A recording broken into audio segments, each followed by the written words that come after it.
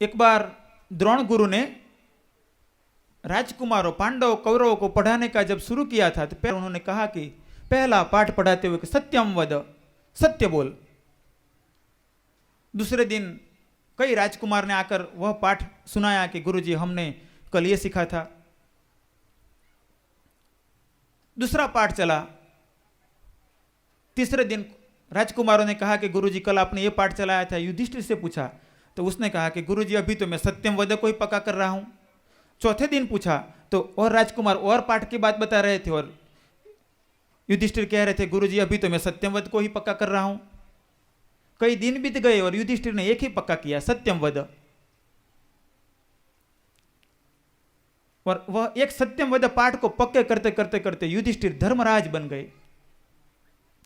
हमारी स्थिति ज्यादातर ऐसी होती है कि बहुत सी किताबों का ज्ञान होता है, बहुत से सत्संग सुनते हैं, चिंतन मनन भी करते हैं, किंतु पाठ एक भी पक्का नहीं करते हैं। तय करना कि हम सत्य के रास्ते पर चलते हैं। सत्य यानी कि जो जैसा है वैसा बोल देना, उसको सत्य में नहीं कह रहा हूं। एक बार एक चौराहे पे एक महात्मा जी बैठे हुए थे। एक गाय दौड़ती हुई आई और चौराहे में दाहिनी ओर मुड़ गई, जमनी बाजू बढ़ी गई। पीछे एक कसाई दौड़ता हुआ आया। उसने महात्मा जी से पूछा कि महात्मा जी गाय किस दिशा में गई। महात्मा जी ने कहा कि वो बाई ओर गई है, डाई बाजू गई है। व्यवहार में ऐसे कह सकता है? कोई बच्चा देखे तो कहे महात्मा जी झूठ बोले, नहीं महात्मा जी सत्य बोले। जो सर्व कल्याणकारी हो ऐसा बोलना वह सत्य है, सर्व कल्याणकारी हो ऐसा करना वो सत्य है। तो युधिष्ठिर ने जैसे एक पाठ पक्का किया, ऐसे हम सब भी प्रयत्न करें कि हम आनंद की ओर चले, हम अद्वैत की ओर चले, हम गुणों पर विजय प्राप्त करते चले।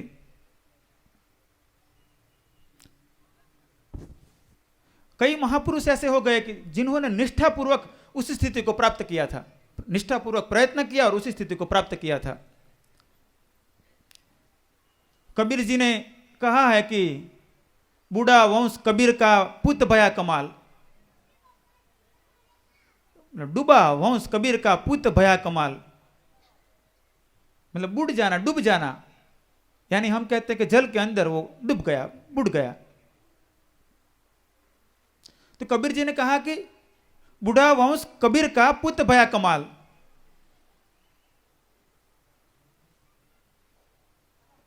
कबीर जी के यहां बहुत से लोग आते जाते रहते थे। कबीर जी के ज्ञान की चर्चा दूर दूर तक फैली हुई थी। लोग कबीर जी के पास जाते, उनको धन संपत्ति कुछ भेंट वगैरह करते तो कबीर जी जरूरत जितना लेते फिर मना कर देते। और उनके निवास स्थान से आगे जहां पर से लोग गेट से बाहर निकलते वहां कमाल बैठा रहता। तो कुछ लोग आते तो मान लो कुछ पैसा वहां दे रहे हो, कबीर जी ने मना किया, फिर कमाल कहता है भाई लेकर आए थे देने के लिए तो खाली वापस लेकर क्यों जा रहे हो, यहां रख दो ना। कमाल ले लेता। तो बातें फैलने लगी, कबीर जी तो कुछ लेते नहीं और एक कमाल लोगों को लूट रहा है। कई शिष्य आए, शिष्य ने कबीर जी से फरियाद की। कबीर जी ने इस बातों को अवॉइड किया, मतलब न गण्य किया। फिर बात बढ़ती चली गई। कोई हीरा लेकर आया और कुछ जवाहरात लेकर आया, कबीर जी को दे रहा है। कबीर जी ने मना किया और जैसे बाहर निकलता है कमाल बुलाते, अरे आइए आइए सेठ जी, कुछ देने के लिए आए थे और लेकर वापस क्यों जा रहे हो, यहां रख दीजिए। तो काफी शिष्यों की जब कबीर जी तक फरियाद गई और शिष्यों ने विनती की, गुरु जी आप कमाल को निकाल दीजिए, कमाल को निकाल दीजिए, कमाल उल्टा चलता है हमारे से, इसके कारण हमारी बदनामी हो रही है। कबीर जी ने देखा कि ये ज्यादातर शिष्य ऐसे ही कह रहे हैं। उन्होंने समझाने का प्रयत्न किया कि कमाल कमाल का ही है, आप उसको समझ नहीं पाओगे। किंतु शिष्य कहने लगे तो फिर उन्होंने कहा ठीक है, कमाल को कहा कि बेटा तू अब तेरा अपना रास्ता कर ले। कमाल वहां से चला गया। थोड़े दूर, गांव से थोड़े दूर उसने अपनी झोपड़ी बना ली, वहां रहने लगा। कभी कभार कोई कोई लोग वहां भी आ जाते थे। कमाल की बातें भी धीरे धीरे फैलने लगी। काशी नरेश कबीर को तो बहुत प्रेम करते थे, किंतु कमाल को भी प्रेम करते थे वो। एक दिन वो कबीर के पास गए थे, कबीर को कुछ भेंट चढ़ा रहे थे, कबीर ने नहीं लिया। उन्होंने पूछा कमाल नहीं दिखाई पड़ता है, कमाल कहां पर है? लोगों ने कहा कबीर जी ने कमाल को निकाल दिया है। वो उल्टा चलता था कबीर जी से। उन्होंने पूछा कमाल कहाँ रहता है, और वो जगह खोज कर पहुंच गए। वो कमाल को प्रेम करने वालों में से थे। वहां गए, बैठे, प्रणाम किया, बातचीत की, फिर एक बहुमूल्य हीरा कमाल को दिया।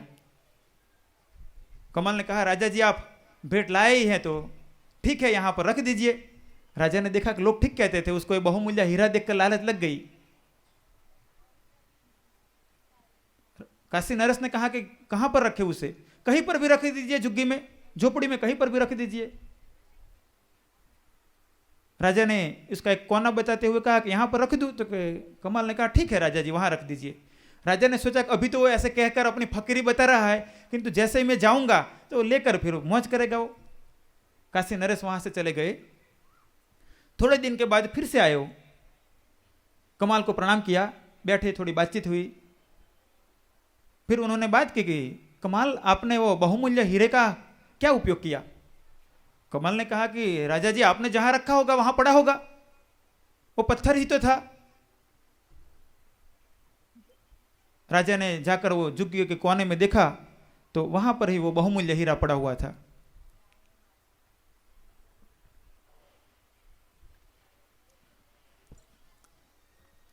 राजा जी समझ गए कमाल कमाल का है। ये लोग जो कह रहे थे कबीर के यहां, उन लोगों को कमाल की कमाल पता नहीं थी। अपने आप को इसी ऊंचाई वाले बनाओ,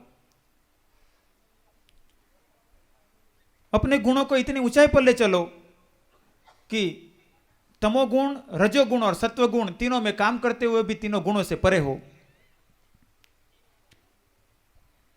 राजा भर्तृहरि जब राजपाट करते थे तो उन्होंने उत्तम शौर्य के साथ राज किया था और आगे चलकर उन्होंने साधुता को धारण कर लिया। एक दिन जंगल में बैठे थे, एक पेड़ के नीचे विश्राम कर रहे थे। रात्रि हो गई। जब भोर हुई, सुबह का वक्त हुआ, तो उन्होंने देखा कि उस पेड़ से थोड़े ही दूर रास्ते में एक बहुमूल्य हीरा पड़ा हुआ था। भर्तृहरि तो राजा थे, हीरा के बड़े पारखू थे। वो समझ गए कि हीरा तो बहुमूल्य है, किंतु उनको इससे प्रति कोई मोह नहीं हुआ। वो आराम से अपनी जगह पर बैठे रहे। थोड़ी देर में वहां पर दो घुड़सवार आए। दोनों की दृष्टि एक साथ वो हीरे पर पड़ी। दोनों घोड़े से नीचे उतरकर वो हीरे को लेने के लिए गए। एक घुड़सवार ने कहा कि हीरे को पहले मैंने देखा है, दूसरे ने कहा कि पहले मैंने देखा। एक कहा कि मैं लूंगा, दूसरा कहा मैं लूंगा। दोनों झगड़ पड़े। दोनों ने तलवारें निकाली और एक दूसरे को मार दिया। ये दोनों को पता नहीं था कि तीसरा बैठा हुआ है भर्तृहरि, उसने तुमसे भी पहले देखा हुआ है, किंतु वो पत्थरों से परे हो चुका है, मोह से परे हो चुका है, वो आनंद की ओर चल रहा है और इस संसार माया के लिए झगड़ रहा है, माया के लिए लड़ रहा है, अधिकार कर रहा है। भाई भाई से दूर हो रहा है, मित्र मित्र से दूर हो रहा है, पति पत्नी से दूर हो रही है। मित्र मित्र का शत्रु बन जाता है, पड़ोसी पड़ोसी का शत्रु बन जाता है। प्रयत्न करें कि छोटी छोटी बातों में, सामान्य व्यवस्थाओं के अंदर, मोह की जरा सी कामनाओं के अंदर मित्रों को शत्रु न बना ले, भाई को शत्रु न बना ले, परिचितों को शत्रु न बना ले, किंतु भर्तृहरि की भांति मोह का त्याग करे, वैराग्य को धारण करे। कभी कभार ऐसा होता है कि जैसे आप यहां पर ज्यादातर युवान और वडिल सब सत्संग में बैठे हुए हैं, थोड़े से बच्चे हैं, तो कई बार ऐसा होता है कि व्यक्ति 5 साल, 10 साल, 15 साल, 20 साल, 25 साल सत्संग सुनता रहता है, बहुत सी बातें दिमाग में भर लेता है, किंतु जब जीवन में उसको धारण करने की बात आती है, पालन करने की बात आती है, तो फिर आगे आकर खड़ा रह जाता है। मेरा पुत्र, मेरी पुत्री, मेरा घर, मेरी जाति, मेरा मत, मेरा पंथ। और जब आपके दिमाग में ऐसी दीवारें खड़ी हो जाए तब मानना कि अभी आपने जितना सुना था वो सब बाहर का बाहर रह गया। और कभी बच्चे भी ऐसे होते हैं कि जो इस बातों को समझ लेते हैं, पकड़ लेते हैं और ऊंचाई पर पहुंच जाते हैं, किंतु ज्यादातर अज्ञान के अहंकार की स्थिति ऐसी होती है कि आपके बच्चे यदि आगे बढ़ जाएं तो आपको लगता है कि ऐसे कैसे हो सकता है, बच्चा कैसे ज्ञानी हो सकता है। बुद्ध घर परिवार छोड़कर साधु बन गए, कई साल तक साधना करते रहे और ज्ञान को उपलब्ध हो गए। संसार में उनकी नामना होने लगी, दूर दूर के प्रांत से लोग उनके पास ज्ञान प्राप्त करने के लिए आने लगे। एक बार भ्रमण करते हुए बुद्ध अपने पिता के नगर में पहुंच गए। बुद्ध थे, उनके कुछ शिष्य थे। जब वो उनके पिता राजा के पास पहुंचे तो राजा ने बुद्ध से कहा कि अब भी तुझे कुछ समझ आई हो तो ये सब छोड़ दे, मैं तुझे स्वीकार कर लूंगा, क्षमा कर दूंगा। जिस बुद्ध को दूर दूर के प्रांत से लोग ज्ञान प्राप्त करने के लिए आते थे, उनको भगवान की भांति प्रेम करते थे, उस बुद्ध जब अपने वतन में गए थे, उनके पिता से जब उनकी भेंट हुई, उनके पिता कहते हैं कि अब तू ये सब छोड़ दे और वापस आ जा, मैं तुझे क्षमा कर दूंगा। उनके पिता समझ रहे हैं कि ऐसे कैसे हो सकता है कि मेरा बेटा ऐसा ज्ञानी हो सकता है, वो तो मेरा बेटा है। वो ज्यादातर हम भी ऐसे मानते हैं कि हम तो सालों तक सत्संग सुनते चले जाते हैं। कभी कभार अपने बच्चे, अपने परिवार के लोग जब सत्संग को धारण करते हैं तो हम उनको डांटते हैं कि तू गलत है, मैं सही हूं। ये सब सुनने के लिए हैं, उसको जीवन में धारण मत करना बेटा। इसलिए ऐसा होता है कि यदि आपके घर में बुद्ध, महावीर, शंकराचार्य जैसा व्यक्तित्व आ जाए तो आप उस व्यक्तित्व को दबा देते हो, उसको कहते हो नहीं नहीं बेटा, तुझे कहां से इतना ज्ञान हो जाएगा, तुझे कहां से वैराग्य आ गया, तू चुप बैठ। आप ऐसे मत करना। खुद तो ऊंचाइयों को प्राप्त करना और आपके बच्चों को भी ऐसा मौका देना।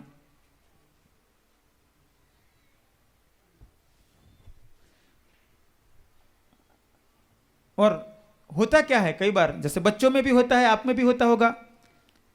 एक बार एक मुल्ला जी घूमते हुए एक नदी के किनारे पहुंच गए। उन्होंने देखा तो नदी में एक फकीर बड़ी मौज से तैर रहा था। वो फकीर को तैरता हुआ देखकर मुल्ला जी को भी इच्छा हुई कि मुझे भी तैरना आता तो मैं भी ऐसे तैरता, मुझे भी तैरना सीखना है। जब फकीर बाहर आया तो मुल्ला जी ने कहा कि फकीर, मुझे भी तैरना सीखना है। फकीर ने कहता मैं तुझे बढ़िया तैरना सिखा दूंगा। मुल्ला तैयार हो गए। फकीर ने मुल्ला को नदी के घाट पर किनारे पे खड़ा किया और उसको खींचते हुए छलांग लगा दी नदी में। जैसे छलांग लगाई तो पहला तो शरीर जल के अंदर जाएगा, फिर ऊपर आएगा। तो फकीर का शरीर भी अंदर गया और मुल्ला का शरीर भी अंदर गया, फिर ऊपर आया। ऊपर आते ही मुल्ला जैसे वैसे करके किनारे आकर दौड़कर भागने लगे। फकीर ने कहा अरे मुल्ला जी रुको, कहां भाग कर जा रहे हो? तक नहीं नहीं, मैं अभी डूब जाता, अभी मुझे ऐसे नहीं तैरना है, मैं बाहर तैरना सीखूंगा फिर ही जल में छलांग लगाऊंगा। जल में छलांग लगाने से तो हो सकता है मैं डूब जाऊं, इसलिए पहले मैं बाहर तैरना सीख लूंगा, इसके बाद जल में छलांग लगाऊंगा। ज्यादातर लोगों का ऐसा होता है कि सोचते हैं कि हम कहीं इसी रास्ते पर चल गए और डूब गए तो अरे ऐसे भी पूरा संसार डूबा हुआ है। तो ये तो डूबा हुए संसार में से निकलने की बात है। यदि आप में से किसी को जग जाए कि मोनू जी हमें भी तैरना है, गाड़ी में जगह है, नहीं तो दूसरी गाड़ी कर लेंगे। पूरी दुनिया में सनातन संस्कृति का प्रसार करना है तो 500, 1000, 2000 व्यक्ति इसी रास्ते पर चले, अपना कल्याण करे और जगत के कल्याण के लिए प्रयत्न करे। इसलिए हिम्मत की जरूरत है। आप मुल्ला की बात भाग मत जाना, तैरने का प्रयास सहयोग मैं करूंगा आपको, किंतु छलांग तो लगानी पड़ेगी ना। फिर छलांग लगाकर भाग जाओगे ऐसा मत करना। तो जिसकी भी इच्छा हो कि मुन्ना जी हम छलांग लगाकर चलना चाहते हैं तो साथ में जुड़ जाना। यहाँ से घर वालों को तो कह देंगे। ऐसे भी लोग मर जाते हैं तो इसके बाद क्या होता है, फोटो लगा देते हैं ऊपर। पहले तो सही फूलों का हार लगाते हैं, फिर प्लास्टिक का हार लगा देते हैं। और इससे अच्छा है कि इसी राह पर चलोगे।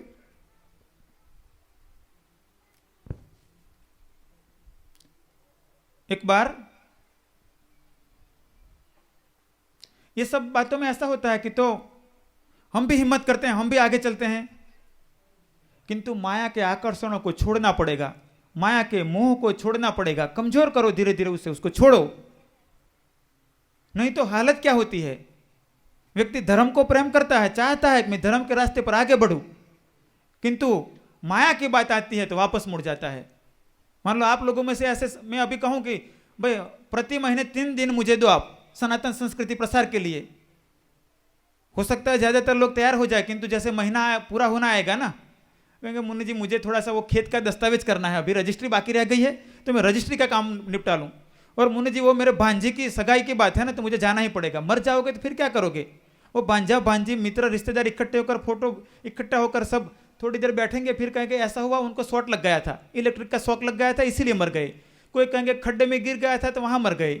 कोई कहेंगे अकस्मात हो गया। थोड़ी देर बातें करेंगे, 2-4 दिन नहीं खाएंगे, फिर कढ़ी खिचड़ी खाना शुरू करेंगे, फिर रोटी सब्जी खाना शुरू करेंगे, फिर नॉर्मल आ जाएंगे। माया छोड़ने के लिए तैयार नहीं है। एक बार एक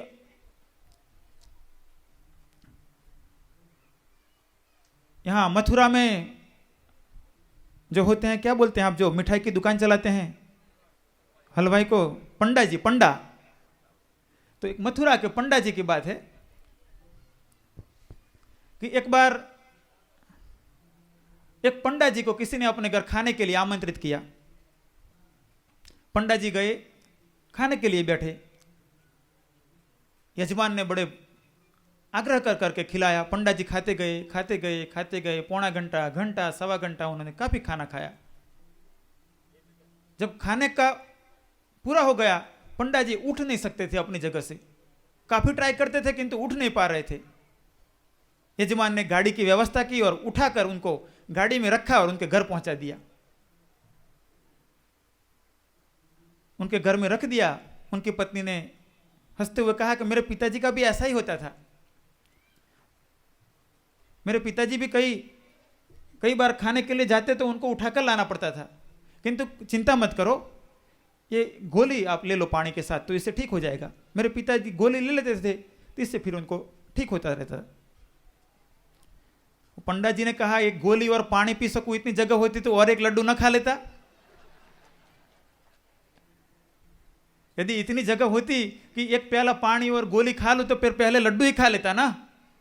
संसार वालों की स्थिति ऐसी होती है कि माया में इतने डूबे हुए होते हैं, इतने डूबे हुए होते हैं कि यदि रास्ते में जाते हुए यदि गिर जाए और अकस्मात में शरीर को नुकसान हो जाए तो 2 महीना अस्पताल में पड़े रहने के लिए तैयार है, किंतु उनको कहे कि 2 दिन वहां सनातन धर्म के लिए प्रचार प्रसार के लिए जाना है तो समय नहीं है। यदि डॉक्टर कहता है कि आपको 70,000 रुपया 80,000 रुपया ऑपरेशन का लगेगा, वहां खर्चा करने के लिए तैयार है, किंतु गांव में कोई भूखा है, कोई बीमार की दवाई करानी है, कोई बच्चे को पढ़ाई करनी है और उसको किताब देनी है, या तो संस्कृति धर्म की कोई किताब बांटनी है, तो कह रहे हैं कि नहीं नहीं अभी तो मुझे दूसरे मजले का काम चल रहा है तो वो खर्चा ज्यादा है। अभी तो पहले मेरे पास 8 बीघा जमीन थी, अभी 4 बीघा दूसरी ले रहा हूं तो इसमें 25 लाख का खर्चा है, इसीलिए मैं इसमें तो आपको 2,000 रुपया ही दूंगा। अरे मर जाओगे तो जमीन रह जाएगी, हो सकता है आपका बेटे के भाग में भी ना आए और दूसरा कोई कब्जा कर ले। धर्म को मत चुक जाओ। किंतु आप सोचना कि कहीं आपकी हालत पंडे जैसी तो नहीं है ना, कि समय की बात में, संपत्ति की बात में, सेवा की बात में कभी आप भी तो पंडे जैसा बर्ताव नहीं कर रहे हो ना, कि यदि थोड़ा समय और मिल जाता है तो मुन्नी जी सेवा कार्य के लिए तो हम नहीं आते, किंतु थोड़ा रुपया और कमा लेते, और बिजनेस बढ़ा लेते, थोड़ी और प्रॉपर्टी खरीद लेते। ख्याल में रखना, हम धर्म की बातें तो सुनते चले जाते हैं किंतु धारण करने की बात में पीछे रहते हैं। और ऑलवेज याद रखना, हमेशा के लिए याद रखना कि मृत्यु कभी भी आकर खड़ी रह जाएगी। आपको हो सकता है मौका भी न मिले सोचने का और मृत्यु आकर खड़ी रह जाए। तो इन सब में क्या करना चाहिए, इसमें से कैसे बाहर निकलना चाहिए? एक बार एक बादशाह ने अपने वजीर को कैद कर दिया। बादशाह अपने वजीर से नाराज था तो ऊंचे मीनार की छत पर वजीर को कैद कर दिया और मीनार की सीढ़ियों पर सैनिकों को शस्त्र के साथ रख दिया कि वजीर को नीचे उतरने मत देना, यदि उतरने का प्रयत्न करे तो मार देना। और मीनार इतनी ऊंची थी कि ऊपर से छलांग लगाएगा तब भी मर जाएगा। वो वजीर को मिलने के लिए उनकी पत्नी आई थी, 2-3 मिनट के लिए वो मिली। वजीर ने उससे कहा कि मुझे एक रेशम का धागा भी तो पहुंचा देगी तो मैं बाहर निकल जाऊंगा। सामान्य सी बात हुई और उसकी पत्नी वहां से चली गई। ऊंची मीनार पर रेशम का धागा तू पहुंचा देगी तो मैं बाहर निकल जाऊंगा। उसकी पत्नी सोचती रही कि इतनी बड़ी ऊंची मीनार पर मैं रेशम का धागा कैसे पहुंचाऊंगी, और रेशम का धागा तो छोटा सा पतला होता है, उसको पकड़कर वो कैसे बाहर आएगा, कैसे नीचे आएगा। उसने कुछ बुद्धिमान लोगों का संपर्क किया, कुछ महात्माओं का संपर्क किया। किसी ने कहा कि तू ऐसा करके, एक भृंगी नाम का कीड़ा आता है, वो भृंग कीड़ा को तू ले आ और उस कीड़े की मूंछों पर शहद लगा दे, हल्का थोड़ा सा शहद लगा दे। वो भृंगी का कीड़ा खुशबू जहां मिलती है वहां पर सीधा चला जाता है। तो भृंगी के कीड़े के मूंछ पर शहद लगा दे और उसके पीछे रेशम का धागा बांध दे, हल्का सा धागा बांध दे और उसको मीनार के नीचे से रख दे ऊपर की दिशा में। और पतले पतले कुछ धागे रख, फिर इससे थोड़ा पक्का धागा रख, फिर इससे थोड़ा और पक्का ताकतवर धागा रख, फिर थोड़ा ज्यादा जाड़ा हो, ज्यादा थिकनेस ज्यादा हो, जाड़ा उसकी ज्यादा हो, ऐसा रस्सी रख, फिर बड़ी रस्सी रख, वो तैयार रख सब। वो वजीर की पत्नी ने ऐसा ही किया, भृंगी के कीड़े पर उसकी मूंछों पर शहद लगा दिया और रेशम का धागा बांध दिया और उसको ऊपर की ओर मुख रहे ऐसा कर दिया। तो भृंगी का कीड़ा शहद की खुशबू, शहद यानी मध, शहद की खुशबू से वो ऊपर की ओर चलता चला गया, ऊपर चलता चला गया। ऐसे करते करते रेशम का धागा भी ऊपर चला गया और वो मीनार की छत पर पहुंच गया। इसके बाद उसने पक्का धागा बांधा वो रेशम के धागे से। वो वजीर खींचता चला गया, पक्के धागे से पतली सूत बांधी, उससे डोरी बांधी पक्की, और इससे रस्सी बांधी पतली, और इससे पक्की रस्सी बांधी, और इससे बड़ी रस्सी बांधी, और वो वजीर ऊपर से नीचे उतर कर भाग गया वहां से। यही रास्ता है आत्म कल्याण का, यही रास्ता है माया के बंधन से बाहर निकलने का, यही रास्ता है जन्म मृत्यु के चक्र से बाहर निकलने का। एक सत्संग का धागा बांध लो और उसको युधिष्ठिर की भांति पकड़ लो कि जीवन में मैं प्रतिदिन प्रयत्न करूंगा कि सत्संग को सुनता चलूं, सत्संग को पढ़ता चलूं, अपने आप को, अपने जीवन का चिंतन मनन करता चलूं, अपनी कमियों को निकालता चलूं और अच्छाइयों को धारण करता चलूं, वैराग्य को बढ़ाता चलूं, अभ्यास को बढ़ाता चलूं। यदि ऐसे नियमित रूप से आप थोड़ा थोड़ा बढ़ते चलोगे तो हो सकता है एक दिन जैसे वो वजीर रेशम का धागा पकड़कर आखिर रस्सी और रस्सी के द्वारा नीचे उतर कर भाग गया, ऐसे इस माया से भी आप छूट जाओ। किंतु दीर्घ काल तक प्रयत्न होना चाहिए। आप भी वैराग्य का धागा पकड़ लेना, आप भी ज्ञान का धागा पकड़ लेना, आप भी अभ्यास का धागा पकड़ लेना।